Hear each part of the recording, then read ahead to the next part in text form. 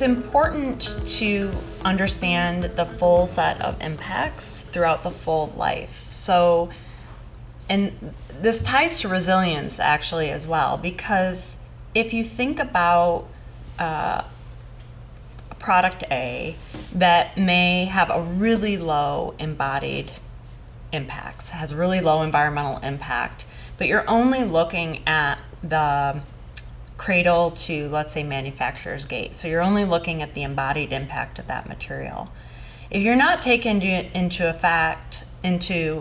account the fact that that material may only last, say, 10 years, so it needs to be replaced 10 times over this fictional 100-year life cycle, then you're really not getting the true picture of the sustainability or the resilience of that product. And so in both cases, in both sustainability and resilience, you need to look at the full life cycle, and not only what's the initial impact of a product, but how many times does it need to be replaced, how robust is it in what's its service life. All of these factors contribute to both the sustainability and the resilience of a product. As we talk about resiliency and all the factors that could apply, where does service life fit into that discussion? It's a good question. So service life is very important for all of our buried drainage structures because we want to obviously maximize the service life. The more often we have to replace our buried drainage structures, we're going to be impacting both sustainability, because you're going to be tearing the materials out and putting more materials in, which is going to have a negative effect for sustainability. So we want to make sure that we minimize that. So if we want to maximize our resiliency, we need to maximize the service life of these products as well.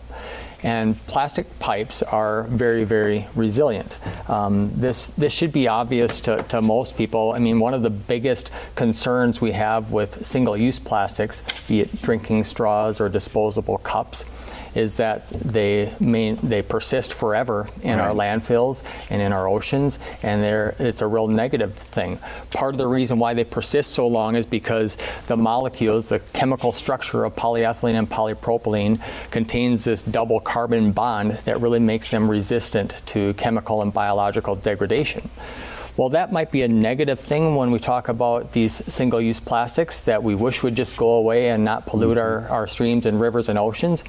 But that's a real positive thing when it comes to plastic pipes. We want pipes to last a long, long time. So whether you're using a corrugated HDPE pipe made with virgin resins or made with recycled resins, there are now methods to predict and calculate and anticipate the service life of either of those pipe materials.